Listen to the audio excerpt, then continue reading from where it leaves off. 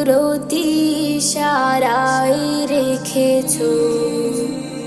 এই শ্যামল পৃথিবীর চিত্রখানি তুমি নিপুণ তোমার হাতে এঁকেছো।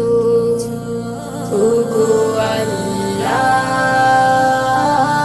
শুকর তোমার, আমার যে মুসলিম করেছো।